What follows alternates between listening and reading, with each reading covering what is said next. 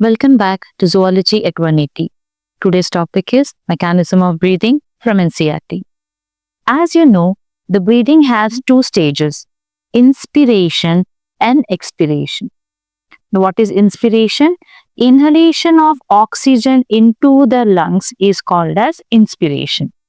As you know, air always travels from high pressure to low pressure. So, if oxygen has to enter the lungs, you have to maintain a lower pressure in the lungs or a lower intrapulmonary pressure. Now, we cannot alter the pressure directly. So, to alter the pressure, we have to change the volume. Increase the volume so that we can decrease the pressure. Now, how to increase the volume? Your muscles help in this process. The muscles of ribs called as intercostal muscles, specifically the external intercostal muscles, will help. The second are muscles of the diaphragm. During inspiration, these two muscles undergo contraction.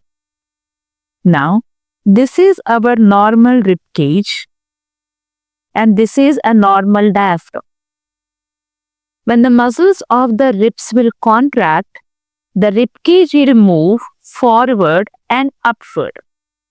That is, contraction of external intercostal muscles will make the rib cage move forward and upward. And this increases the volume dorsoventrally. Muscles of diaphragm will contract, the dome-shaped diaphragm will become flat.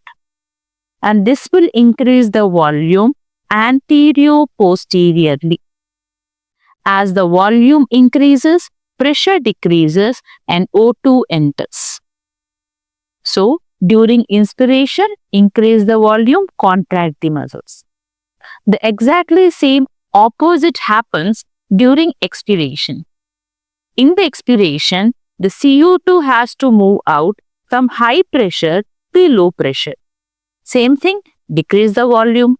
How decrease the volume? Relax the muscles.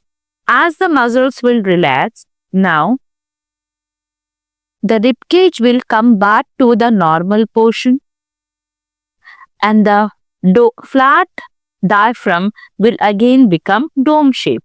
So, dome shaped diaphragm helps in decreasing the volume, increasing the pressure, expiration will happen. Remember, during inspiration, muscles contract. During expiration, muscles will relax. See you in the next video. Thank you.